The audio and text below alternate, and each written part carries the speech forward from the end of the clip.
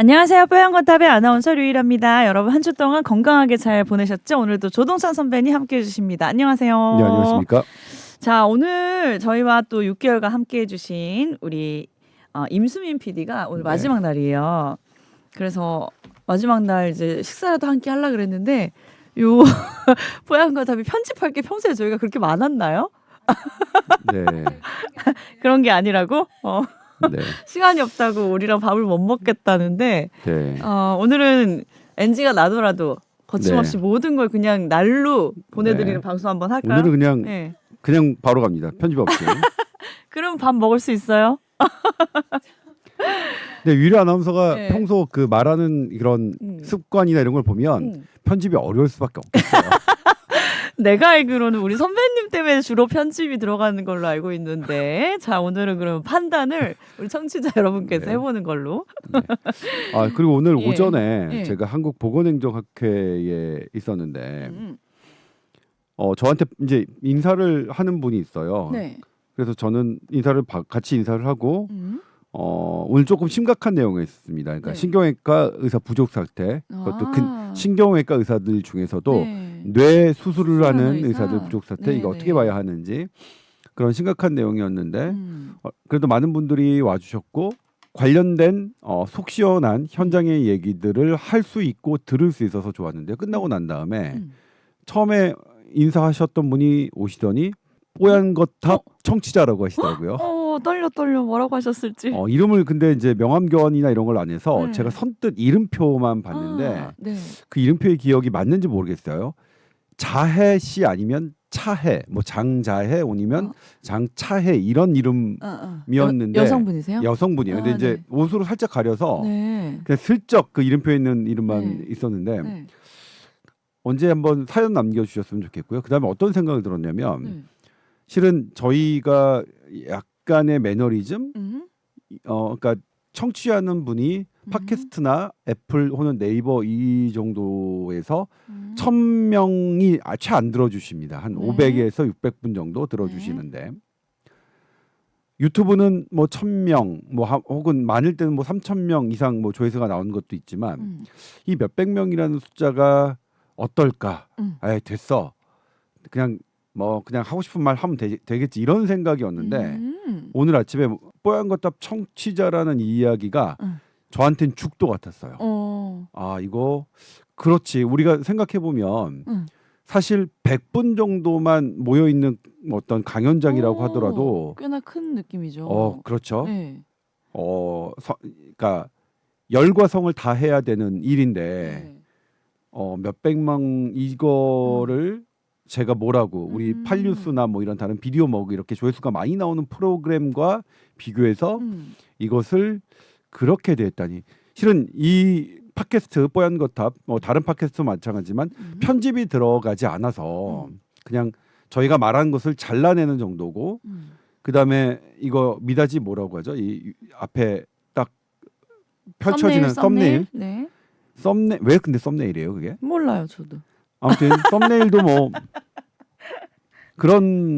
그러니까 이것을 보시는 사람들에게 편리함을 제공해드리지는 못하고 있어요.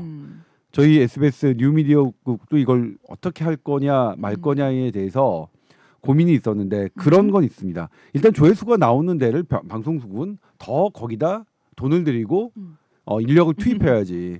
뭐 그런 부분 때문이었는데 이렇게 소비자, 청취자에게 편리하지 않은 것인데도 그렇게 계속 들어주시는 몇백 명은 이건 대단히 소중한 대상이라고 생각하고 제가 좀 더 소중한 마음을 갖고 대야겠다는 생각을 들었습니다. 네. 예. 그럼 제가 객관적으로 봤다고 하기는 좀 어렵긴 하겠지만 그래도 선배님 말씀을 옆에서 듣기로는 전혀 뭐 팟캐스트에 뭐 소홀했다 이런 건 전혀 없으셨고 더 소중하다 이 말씀을 하신 것 같아요. 저는 그죠? 그렇습니다. 그러니까 이 팟캐스트 제가 뽀얀거탑에 나오는 거는 저의 한풀이 성격이 있어요. 방송을 통해서 도저히 못했던 이야기 너무 하고 싶었는데 그리고 거기서 쏟아내지 못했던 저의 감정 이런 것들을 뽀얀거탑에서는 그렇죠. 정말 여과 없이 쏟아냈었죠. 그러니까요. 그런데 원래 이렇게 감정에 치우치고 격하면 모난돌이 정 맞듯이 제가 분명히 상처를 받거나 아니면 다른 분들의 제지 이런 것들을 받아서 나자빠졌을 만한 일도 제법 있었는데 저는 운이 참 좋다고 생각해요. 누가 저를 보호해 주시는 것 같아요. 그러니까 제가 화내고 뭐 욱하고 이런 것들이 많아서 그리고 잘 보면 공인들 있잖아요. 국회의원이든 뭐 방송이든 욱하고 화내고 다른 사람을 마구 질타했던 사람들의 수명은 길지 않습니다. 저도 그걸 너무나 잘 알아요. 그래서 팔뉴스나 비디오모나 이런 데서는 회사가 컨트롤하죠. 부족한 조동찬의 모습을 이렇게 막 감싸고 포장하고 다듬는데 뽀얀 겉한만큼은 없어요. 유일하게 유일 아나운서죠. 유일 아나운서하고 저하고 둘이 하는 건데 그래서 저는 상당히 언젠가 제가 만약 무너진다면 뽀얀 거탑 때문에 무너지겠다 이런 생각이 아니야. 할 정도였어요. 너무 여과가 없이 제 그 본래의 감정들이 나타나니까. 그런데 아무튼 그렇게 소중하게 들어주셔서 감사하다는 말씀 드리겠고 일단 더 조금 제가 저랑 유일한 아나운서 제작진으로서 드리고 싶은 말씀은 조금 더 소비자 친화적으로 할 수 있는 방법이 뭔가 함께 고민을 해보겠습니다. 네, 여기 뽀탑 청취자들은 지금 듣고 계신 분들 끝까지 가야 돼요. 우리 욱하고 모나고 이런 거 다 보고 계셨기 때문에. 근데 그건 아닌 것 같고 선배님 그 욱하고 하나는 그거를 좀 정의롭게 어떤 이제 맞는 부분이 틀린 거로 비춰졌었던 그런 부분에 대해서 화를 주로 내셨기 때문에 그런 성향을 뽀얀거탑 청취자들은 잘 알고 있지 않을까 싶습니다. 아무튼 감사드려요. 우리 감사하다는 말씀을 중간중간 한 번씩 꼭 드리는 것 같아요. 너무 소중해서. 네. 알겠습니다. 오늘 건강 상담 메일 하나 왔는데 이거는 거의 제가 이게 이제 처음- 너무 기니까 네, 그냥 처음 들어본 얘기예요. 제가 요약해 드릴게요. 네네, 요약 좀 해주세요. 고린증후군이라는 울트라 레어 디지즈죠. 아주 드문 희귀 분이죠. 질환이에요? 원래 이제 희귀 질환은 제가 많지 않아서 이번에 뭐 보건복지부 희귀 질환 관련 담당 부서 뭐 건강보험공단 심사평가원 질병관리청 담당하는 분들께 희귀는 맞지 않다고 얘기했어요. 영어로도 레어잖아요. 드문데 드문. 우리의 희귀는 드물고 귀하다는 의미가 있습니다. 예를 들면 천연 기념물들은 드물고 귀하죠.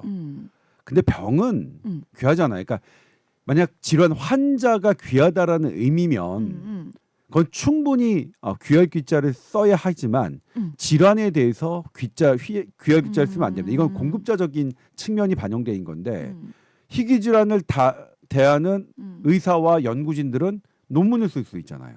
그들한테는 그 질환이 귀해요. 귀할 수 있죠. 귀할 귀자를 써도 되지만 아닙니다. 이 질병에 대해 귀할 귀자를 쓰는 것은 잘못됐고 영어로도 레어입니다. 드문 질환이고 우리 이거 잘못된 겁니다. 희소병이 그렇네요. 맞습니다. 네.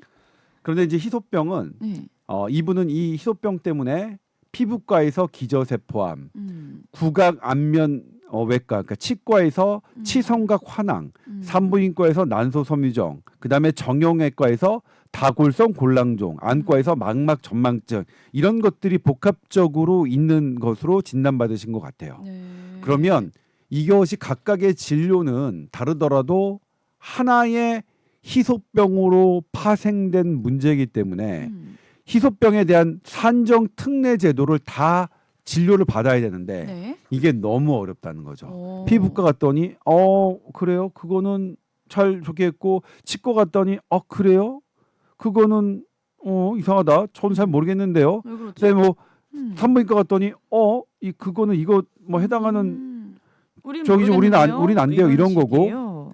그래서 보건복지부에 질의했더니 그런 판정은 해당 의료진이 현장 의료진이 판단하는 것이라는 원론적인 걸 했죠. 그러니까 원래는 맞습니다. 해당 의료진이 그러니까 예를 들면 이제 피부과 교수님께서 이 피부암은 그냥 단순히 암 특례를 받는 게 아니라 희소병 때문에 생긴 암이니까 희소병 산정 특례를 받는 게 맞습니다. 그게 더 보장이 많이 되니까. 네.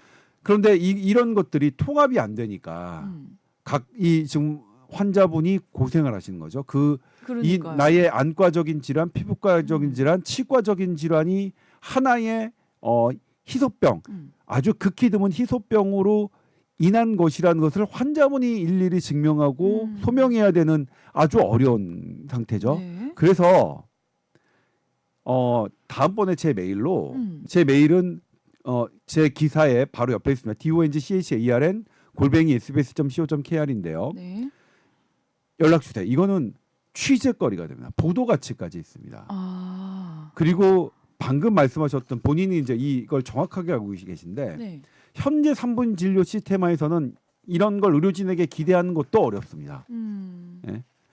그분들은 그러니까 이 희소병은 특별하게 주치의가 따로 선정돼서 길게 보셔야 됩니다. 예를 들면 저는 어떻으면 좋겠냐면 네. 이 희소병을 진단하신 분이 네. 이 의사분이 원래는 피부과, 치과, 안과, 산부인과에 다 얘기를 해서 연결해서 이럴 가능성이 있으니 피부과 교수님 한번 전담해서 봐주세요. 봐주세요. 이렇게. 제 소견은 이 산부인과 난소 섬유종은 이 질환 때문에 그런 것 같으니 교수님 판단을 이렇게 했어야 되는데 그게 안 된 거죠. 그러니까 그게 안 되니까 이 환자가 직접 소명이 되는 이런 문제인데 지금 보내주신 분만에 해당하는 게 아니라 희소병을 갖고 있는 대부분의 환자분들이 네. 함께 경험하고 있는 네. 그리고 본인들이 타겟책을 마련하고 스스로 정보를 공유하는 네. 이런 거니까 이거는 예전부터 그랬고요. 지금도 여전히 개선되지 않고 있는 건데 다시 한번 연락 주시면 제가 보도 가치가 있어서 보도를 검토할 만한 일이라고 생각이 듭니다. 네. 그리고 참 빨리 해결돼야 되죠. 네. 정답도 맞습니다. 네. 3분 진료 시스템으로는 해결하기가 어렵습니다. 네. 이렇게 불편하고 좀 이렇게 시원하게 진료를 받지 못하는 환경을 조금 개선을 하기 위해서라도 좀 선배님 같은 네. 분들이 또 노력을 해주시면 좋겠네요, 그죠? 네. 그렇군요. 자, 그렇다면 오늘은 본격 주제로 네. 코로나 후에 이런 증상 있어보신 적 있으신지 모르겠어요. 머리가 좀 멍해서 우울감까지 온 경우가 있으셨나요? 그런 거에 관련된 기사가 나왔나요? 네. 네. 제가 했어요. 네. 알아요. 네. 우리가 이제 네. 집중 잘 안 될 때 있잖아요. 네. 근데 우리가 옛날에 코로나 네. 한참 그렇게 걸리고 했을 때 이제 롱 코비드 증상 중에 하나가 뭐 네. 기억력이 감퇴되고 이거 했는데 우스갯소리로 넌 원래 그랬잖아 막 네, 이랬잖아요. 그렇죠. 예. 그렇죠. 그런 얘기가 또 있었어요. 네. 예. 뭐 유일한 아나운서는 저는 크게 달라진 것 같지는 않아요. 이것 봐. 그때도 그랬다니까. 저는 자주 그렇거든요. 저는 네. 자주 집중이 안 되고 네네. 멍할 때가 있어요. 그럴 때는 저는 이제 중요한 일을 안 하고요. 만약 그런 상태에서 일을 해야 한다면 카페인을 뭐 때려 붓습니다. 그냥 이 카페인이 오늘 나의 잠을 방해하고 내일의 영향까지 악영향까지 주더라도. 미칠 것이 예상되지만 어쩔 수 없이 저는 카페인을 막 때려 붓는데 네. 그런데 이제 이걸 머리가 멍한 상태 이런 걸 이제 뇌에 안개가 낀 듯하다고 해서 브레인 포그라고 얘기했습니다. 근데 이 브레인 포그는 정식으로 이 질병명 의학적 용어로 인정받지 못하고 있었어요. 네. 그냥 뭐 브레인 포그가 뭐야? 원래 다 그런 거지. 원래 멍하고 이런 것들은 그런 거야. 괜찮아. 그랬는데 코로나19 때 네. 코로나19를 감염된 분들이 머리가 멍하다, 브레인 포그가 너무 많아진 거예요. 그러니까 의학에 입증될 대로 연구가 되지 않았던 브레인 포그가 코로나19를 계기로 본격적으로 연구됩니다. 네네. 코로나19를 알았던 사람들 중에 기억이 집중되고 사고력이 떨어진 거고 멍하다 이런 분들을 조사를 한 거예요. 아마도 영국의 런던 임페리얼 칼리지 대학이 했을 겁니다. 네. 그런데 실제로 언어력, 사고력, 뭐 이런 논리력이 다 떨어졌고요. IQ까지 떨어졌습니다. 실제로 이 변화가 브레인 포그라고 하는 변화가 단순히 잠시 그런 게 아니라 실제로 우리의 IQ, 뇌 기능을 떨어뜨린 거죠. 객관적인 지표로 드러낼 만큼. 물론 이 연구에서는 이제 코로나 증상이 심할수록 그 폭이 더 컸습니다. 그러니까 외래 정도만 약으로 치료됐던 분들은 IQ 한 4 정도 떨어졌는데 집중 치료실이나 산소 치료를 받으셨던 분들은 10 정도가 떨어졌어요. 우리가 안 그래도 IQ가 낮은데 많이 떨어졌는데요. 네. 물론 이게 이제 계속 그렇게 떨어질 것이냐 아니면 다시 회복할 회복도 아니야? 것이냐 그것도 궁금한데요. 그 부분에 대한 연구는 안 나왔습니다. 그 부분은 또 하고 있겠죠. 네. 이 런던 임페리얼 칼리지 대학이. 그래서 그동안 그냥 막연히 일상 용어였던 브레인 포그가 이런 연구들이 본격적으로 이루어지면서 정식 의학 용어로 등장합니다. 그래서 미국 질병예방통제센터는 롱 코비드잖아요. 코비드를 다 완치 판정 받은 이후에도 후유증을 시달리는 거. 후유증 네. 몇 개월간 네.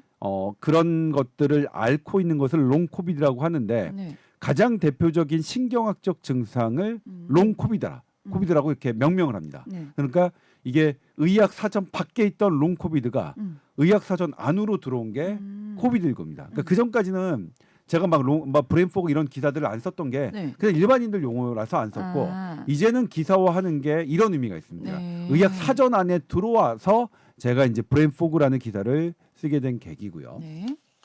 그리고 이 브레인 포그 봤더니 코로나 바이러스가 뇌로 침투해서 그런 거가 이렇게 일으키겠지라고 생각했습니다.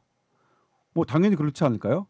그리고 그 경로가 후각신경, 그러니까 그 미세먼지가 뇌 안으로 들어가는 경로가 후각신경이거든요. 네. 그러니까 미세먼지가 코로 들어가서 후각신경을 타고 뇌 안으로 들어가는 경로가 이미 밝혀졌고 그렇다면 코로나19 바이러스 똑같이 이 코에서 감염되는 거니까 코를 타고 뇌로 가서 뇌신경 세포를 감염시키는 줄로만 알았습니다. 네. 그런데 네. 이거는 영국 영국 캠브리지 대학일까요? 이것도 영국 연구팀인데 코로나19 바이러스를 그 세포에다가 감염시켜 봤어요. 그랬는데 신경 세포는 감염을 못 시켜요. 코에 있는 신경 세포를. 네. 그러니까 코로나 바이러스가 코에 있는 신경도 감염 안 시키는데 뇌에 멀리 떨어지는 뇌 신경 세포를 감염시킬 수 있을까요? 못하죠. 못하죠. 네. 그러니까 코로나19 바이러스는 신경 세포를 감염시키지 않는 게 확인됐어요. 뭐야 코로나19 걸리면 뇌 증상도 나타나고 그러니까 머리 안 뇌 돌아가는데. 후유증도 나타나는데 아니 코로나19가 신경 세포를 감염시키지 못해. 상반되는 서로 충돌하는 팩트들이 나왔어요. 네. 그럼 뭐야? 뭐야? 코로나19 걸렸을 때 왜 뇌는 악영향을 받는 거지? 봤더니 염증이었습니다. 코로나 바이러스가 코의 염증, 우리 몸에 염증을 일으켰던 염증 물질이 네. 뇌를 타고 뇌 안으로 들어가서 그 염증 물질이 뇌염증을 유발시키는 겁니다. 그리고 여기서 또 하나 밝혀진 게 뭐냐면 이 뇌에는 특별한 방어막이 있습니다. 블러드 브레인 베리어라고 하는데 네. BBB라고 해요. 네. 이 BBB는 삼중막으로 돼 있어서 우리 혈액에 나쁜 게 있어도 뇌로는 못 들어가게 하는 거예요. 왜? 네. 뇌는 대단히 소중하니까. 네. 이거 우리 몸에 딱 뇌만 있습니다. 이 완벽한 이 방어 장치는. 근데 이 염증 반응이 이 BBB를 약화시켜요. 그러면 이 염증이 지가 자체로 들어가는 것도 문제지만 이 방어막을 더 허물어뜨 들여서 원래 내 몸에서는 안 들어가던 독성 물질도 뇌로 들어가는 거죠. 그러니까 염증을 더 악화시키는 악의 순환고리가 여기서부터 발생된 거죠. 그런데 네. 이게 뇌를 염증시켜서 머리를 멍하는 것에 대해서만 그치는 게 아닙니다. 그럼 또 무슨 증상을 일으키나요? 우리가 우울증이 표준 치료제가 있습니다. 네. 이 표준 치료제는 세로토닌이 소모되는 것을 방해하는 겁니다.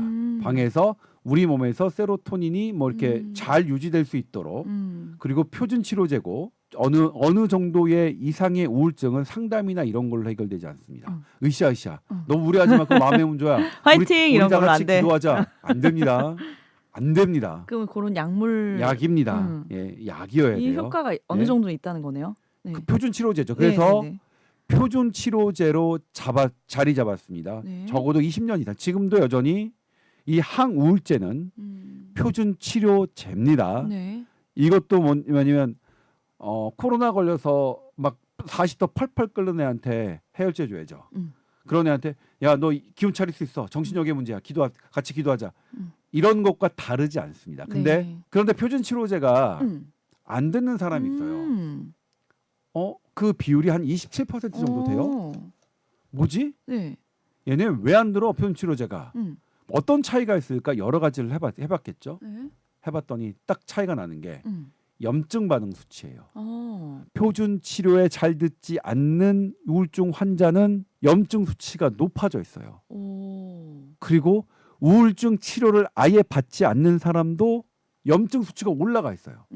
그리고 우울증이 없거나 우울증 치료가 된 사람 염증 수치가 낮아요. 오.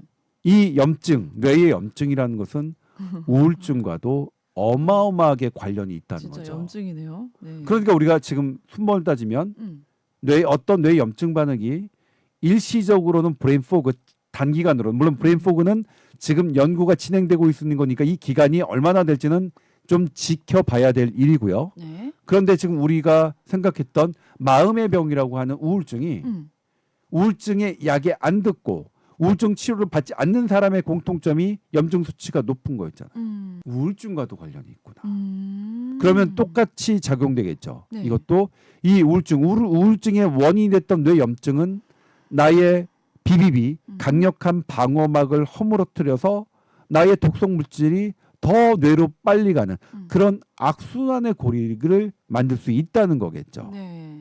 그래서 실험적으로는 항우울제와 항염증제를 동시에 치료하는 임상이 진행됐습니다. 네. 아직 정설로 받아들여지진 않지만 효과가 더 있다는 연구 결과입니다. 네. 그러니까 우울증을 단순히 호르몬은 분명히 세로토닌과 관련된 분명한 문제는 이미 20년 동안 입증됐는데 단순히 호르몬의 문제가 아니라 여기서 염증도 하나 들어간다. 들어가야 한다. 최근에 이제 뭐냐면 이거는 이거죠. 우울증은 마음의 염증이라는 책이 나왔습니다. 외국에서 나온 책이고 그게 우리말로도 번역돼 있었는데 네.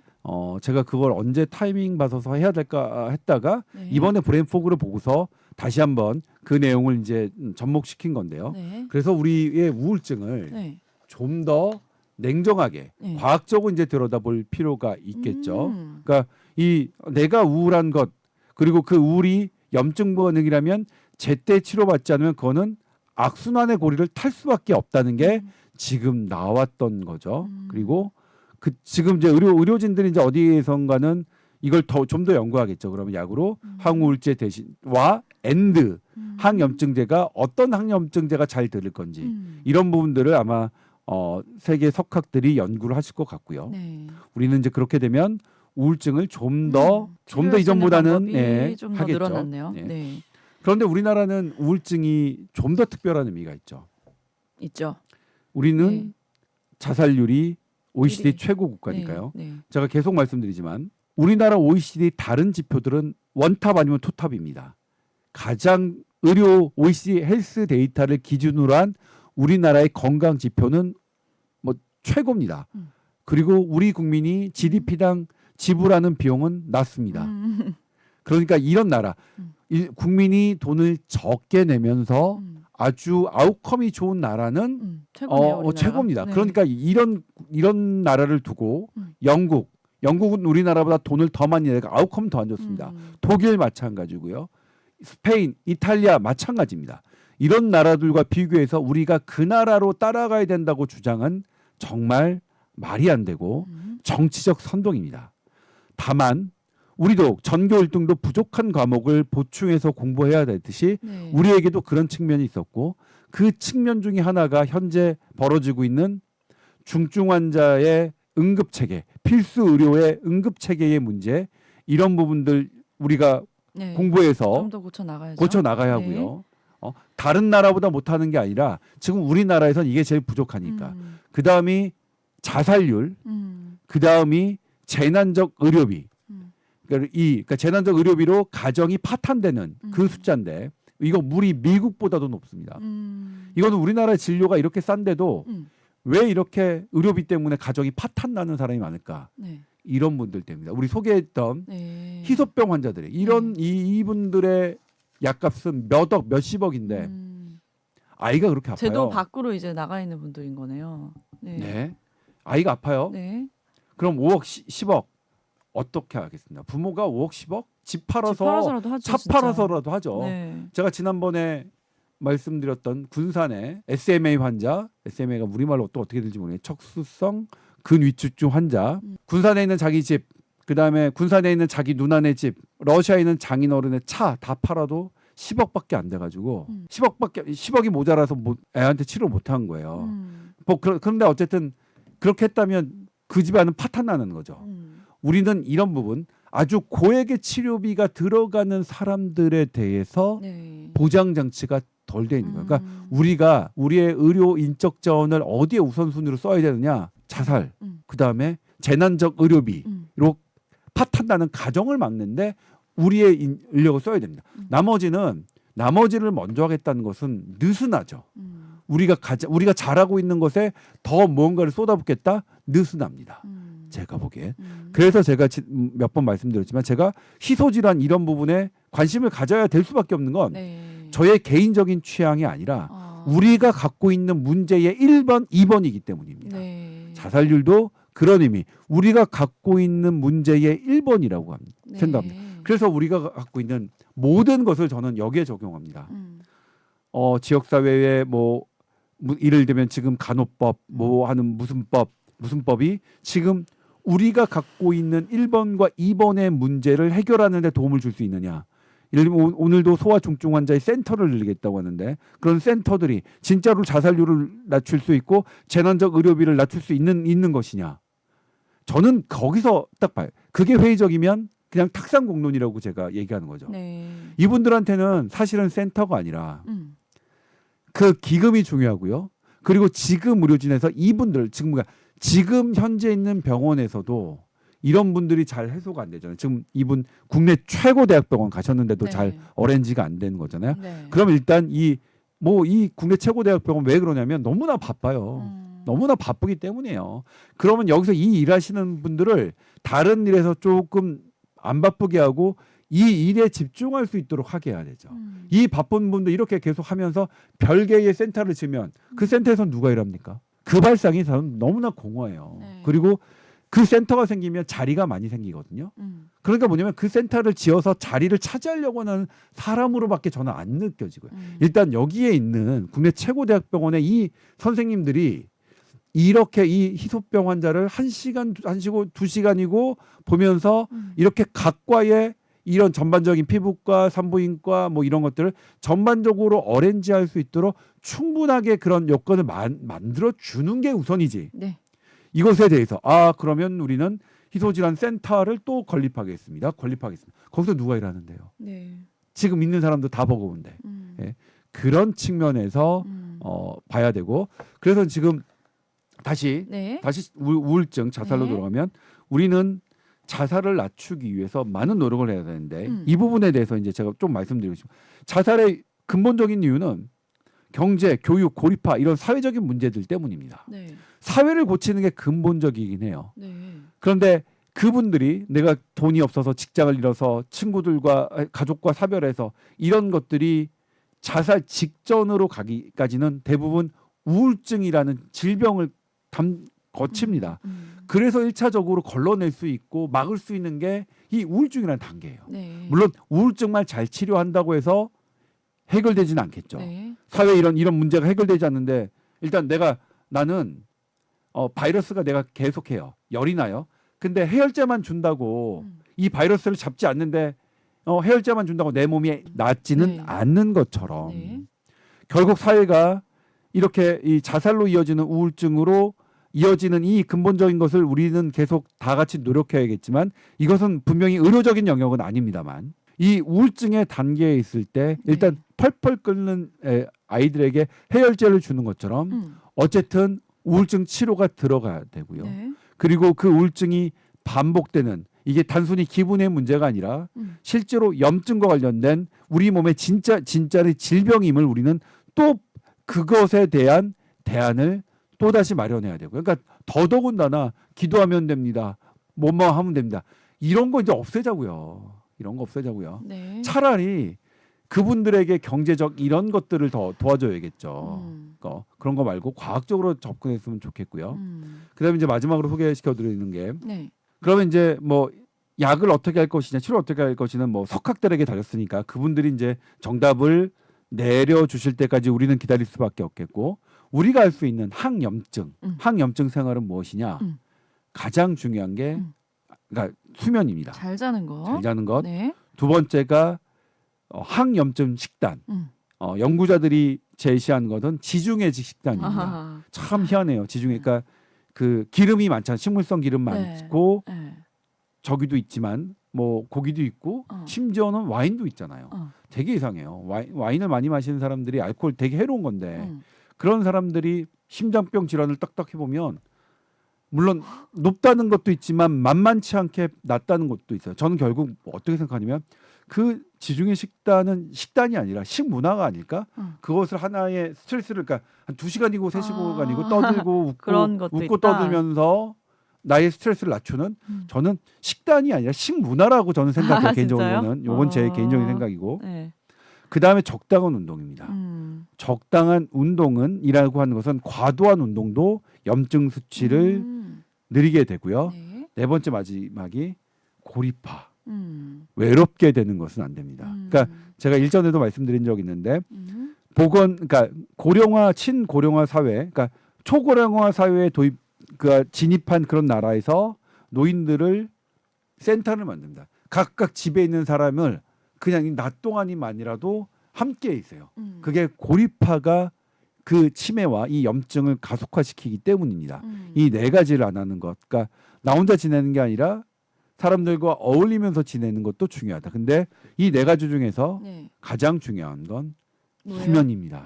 잘 자는 수면입니다. 거. 네. 알겠습니다. 그래서 첫 번째였군요. 네. 염증 때문에 또 우울증이 생길 수 있다는 얘기가 또 새롭게 들리기도 했네요. 그 선배님 카톡 그 사진 보면은 네. 책 하나가 올라와 있던데 네. 선배님이 쓰신 책이더라고요. 제가 썼어요. 제가 네. 무슨 책이에요? 그러니까 생각하는 인문학이라는 그런 시리즈가 있었어요. 네. 근데 이제 그게 24가 뭐 과학, 경제, 역사 뭐 이런 게 쭉 있었겠죠. 네. 근데 이제 의료에 대해서도 뭐 생각해 보고 싶다. 그래서 10대 어린이 청소년을 대상으로 의료에 대해서 하는 책을 썼는데 약간 논술 디베이트 이런 거랑 도움이 될 만한 그런 책이네. 그렇죠. 그래서 이걸 그래서 제가 이제 적극적으로 네. 학생들을 대상으로 쓴 책이니까 제 주변인 분들한테 적극적으로 알리진 않았어요. 뭐 사실 뭐 인문학에 관심 없잖아요. 유일한 아나운서. 제가 그러니까 왜요? 관심 있죠 왜? 아니 그러니까 아이들 어린이 대상으로 했는데 근데 이제 지금 보니까 제가 반응을 보니까 초등학생이 읽기엔 조금 어려운 것 같아요. 내용이 그러니까 어려운 저는 원래 거구나. 초등학생이 또 읽을 정도로 쉽게 쓴다고 했는데 그런 것 같고 중학생, 고등학생이 특히 이제 예를 들면 이제 논술을 앞둔 의료 분야의 논술을 앞둔 학생이 읽으면 도움이 될 것 같은데 이제 그거는 이제 대상이 적으니까 제가 이제 폭넓게 막 이렇게 뭐 이렇게 알리거나 그러고 있지는 않은데 아무튼 그렇습니다. 제가 그래서 지금 중고생을 둔 제 주변 사람들에게는 네. 제가 그냥 나누어 드리고 있어요. 네. 제 수준으로 읽어도 딱 이렇게 기본적인 정리가 될 만한 수준에 쉽게 이렇게 이해할 수 있을 것 같은 느낌의 책이었어요. 보니까. 아무튼 그렇습니다. 네, 많은 일을 하시네요, 선배님. 이 책도 쓰시느라 바쁘셨겠어요. 바빴어요. 나는 웬 뭐 동화책을 쓰셨나고 자세히 봤더니 제가 그랬군요. 어딜 동화책을 씁니까? 표지가 그림이 그렇죠. 돼 마음이 있었어요. 동화 같지 않은데. 네. 제가 지금 책을 쓰면서도 네. 참 어떠한 경험이든 나에게 유익하지 않은 경험은 없다고 다시 한번 느꼈는데 쉽게 써야 되니까 쉬울 줄 알았어요. 대충 쓰면 되겠지라고 했어요. 와, 쉽게 대충 쓰는 게 더 쉽게 어렵나? 쓰는 게 엄청나게 어렵다는 것을 다시 알았고 그래서 다시 이제 저 책을 쓰면서 느꼈던 게 기사도 쉽게 써야 되는구나. 내가 완벽하게 취재를 고민을 덜 했을 때는 어렵게 있는 그대로 쓰면 돼요. 그런데 이걸 쉽게 시청자가 들으실 수 있도록 어떻게 요약하려면 딱 이게 뭐다 핵심을 하려면 제가 훨씬 더 공부를 많이 해야 되고 그러니까 내가 나의 기사가 어려웠다는 것은 나의 공부가 덜 된 것임을 적었으면서 제가 딱 중학생 정도의 이제 수준이니까 제가 알아들으면 잘 쓰신 거예요. 실제로 책은 안 보셨잖아요. 책 안 봤는데 느낌이 딱 저한테 수준이 맞을 것 같아요. 알겠습니다.